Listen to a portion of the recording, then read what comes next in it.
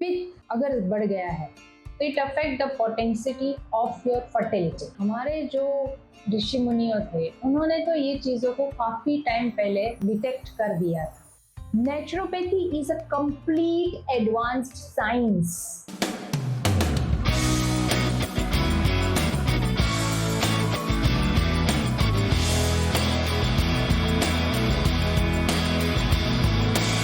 हमने बात तो कर ली कि फैक्टर्स क्या अफेक्ट करते हैं। नेचुरोपैथी पॉइंट ऑफ व्यू भी देखते हैं। हमारी नेचुरोपैथी कैसे सोचती है, क्या कर सकती है इसमें। हमारे पास अगर इस तरह के पेशेंट आते हैं तो उन्हें कैसे ट्रीट कर सकते हैं। One myth I just want to clear that naturopathy is a complete advanced science. ऐसी कोई चीज नहीं है कि आप नेचुरोपैथी वे से या नेचुरोपैथी ट्रीटमेंट से क्योर नहीं कर सकते। बेसिकली हमारे जो ऋषि मुनियों थे उन्होंने तो ये चीज़ों को काफ़ी टाइम पहले डिटेक्ट कर दिया था। हमारी जो चरक संहिता है, सुश्रुत संहिता है, वैसे ही एक हरित संहिता है जिसमें ऋषि ने ऑलरेडी 6 डिफरेंट टाइप्स और द रीजंस ऑफ इनफर्टिलिटी हजारों लाखों साल पहले बता दिए थे। Just a simple introduction for your knowledge, this is nothing new कि ये चीजें जो है बहुत सालों से डिटेक्ट हो चुकी थी और वो जानते भी थे। इसीलिए हर एक का सॉल्यूशन भी है हमारे पास।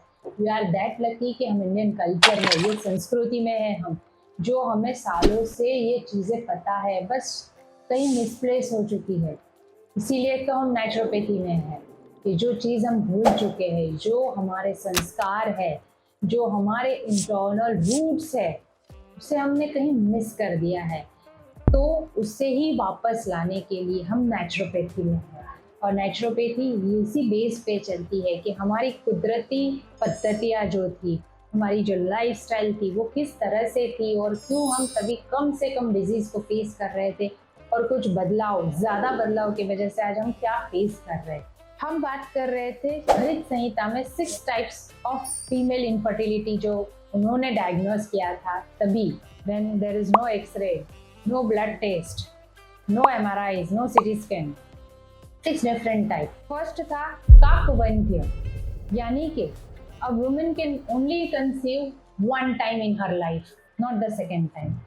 सेकेंड इज गर्भस्रावी, यानी कि वो कंसीव तो कर लेती है पर उसका यूट्रस इतना वीक होता है कि एबॉर्शन के चांसेस बढ़ जाते हैं। थर्ड थिंग इज मृतवत्सा, यानी कि कंसीव कर लिया, अच्छे से अंदर फेटस का ग्रोथ भी हो गया, बट बिटवीन 7 to 9 मंथ्स और यू कैन से जब डिलीवरी होती है तो जो बच्चा पैदा होता है वो डेथ यानी मृतावस्था में रहता है।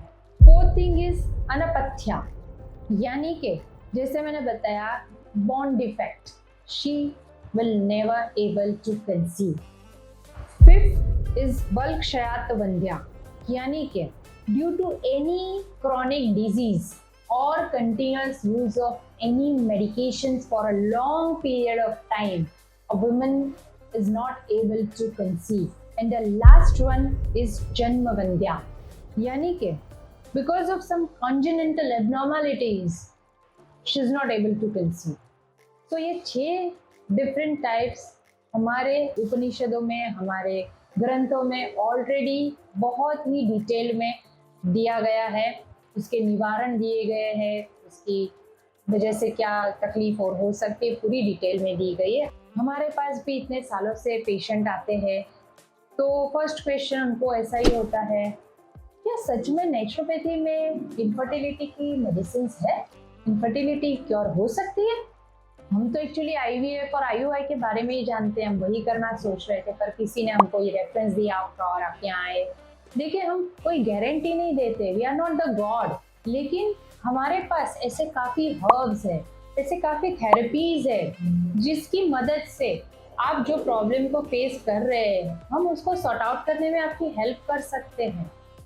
जैसे कि मैंने एक एग्जाम्पल आपको बताया था, मेल इनफर्टिलिटी में हीट बढ़ जाती है तो उसकी वजह से उनके स्पर्म काउंट्स डिस्ट्रॉयड होते हैं। It's very simple, think about it, it's a common sense कि अगर हीट बढ़ रही है, स्पर्म काउंट्स मर रहे हैं, तो आप क्या कर सकते हैं? उस हीट को रिड्यूस कर सकते हैं, अल्कलाइन लेवल को बढ़ा सकते हैं, सो दैट जो एटमॉस्फेयर स्पर्म्स को चाहिए वो उसे मिल जाएगा। बस यही हम नेचुरोपैथी में करते हैं।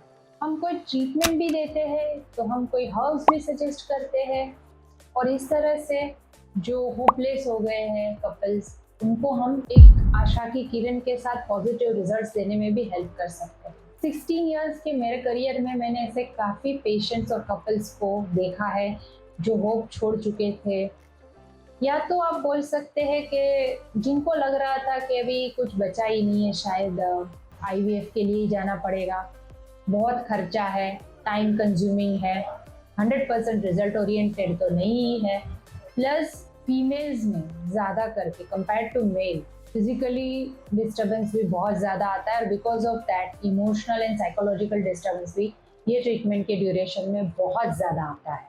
तो क्या करें फिर? सोचते एक बार एटलीस्ट नेचुरोपैथी ट्राई करके तो देखते हैं, इसमें कोई साइड इफेक्ट्स तो है नहीं। Here I would like to say ऐसे काफ़ी सारे कपल्स हमारे यहाँ हमने देखे हैं, more than 70% of our cases are successful, are positive.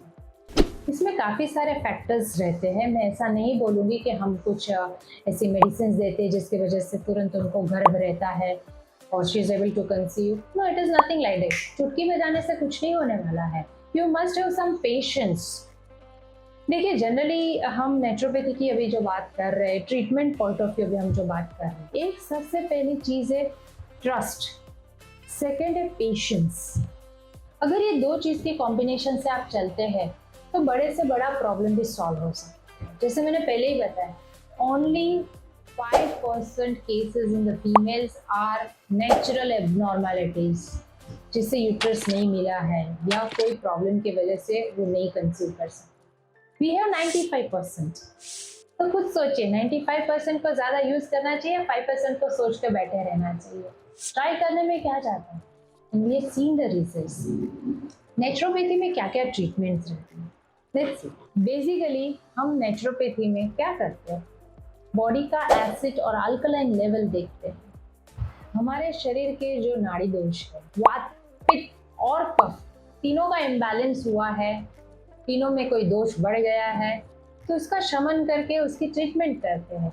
क्योंकि जो हमारा पंच महाभूतों से बना हुआ शरीर है, वो तीन दोषों, त्रिदोषों पे तो डिपेंड करता है।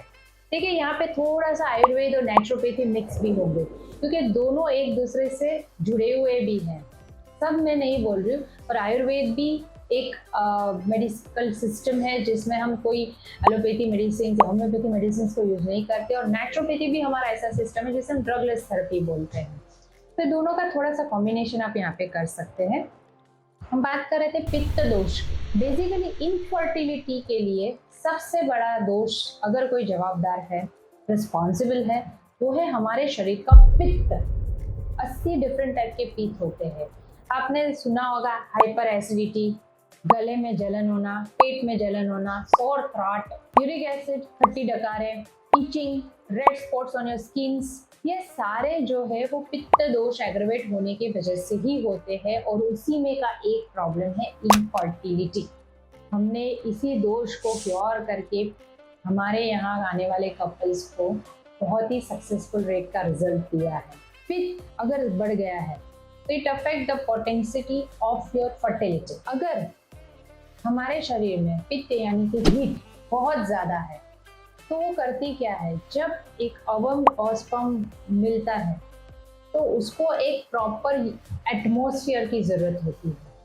अगर वहाँ पे हीट ज़्यादा है तो वहाँ पे पनप नहीं पाएगा। तो अगर यूट्रस में हीट ऑलरेडी ज़्यादा है तो उसके वजह से जो सिक्रीशन से जो अवम है वो वहाँ पे फलित ही नहीं हो पाएगा। तो ये हीट सबसे पहले आपके रिप्रोडक्टिव ऑर्गन्स पे ही टारगेट कर रही है। जो बॉडी में आपका एम्ब्रॉयड हो रहा है, यूट्रस में जो एम्ब्रॉयड हो रहा है, अगर उसके ग्रोथ के लिए proper enzymes, proper atmosphere, proper alkaline level ही नहीं है और हीट ज़्यादा है, तो बट ऑब्वियस वो एम्ब्रॉयड ग्रोथ ही नहीं हो पाएगा, तो बच्चे में कन्वर्ट ही नहीं हो पाएगा।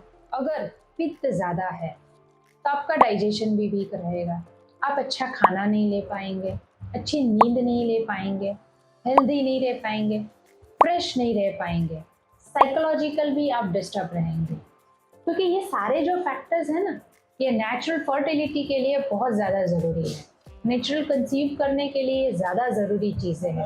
अगर आप ये चीज़ों को नहीं ले सकते तो ये प्रॉब्लम क्रिएट हो सकती है। तो शरीर का बढ़ा हुआ पित्त is a major problem. You have to first concentrate on that thing to cure your infertility. थोड़े से हार्मोनल इम्बैलेंस होते हैं।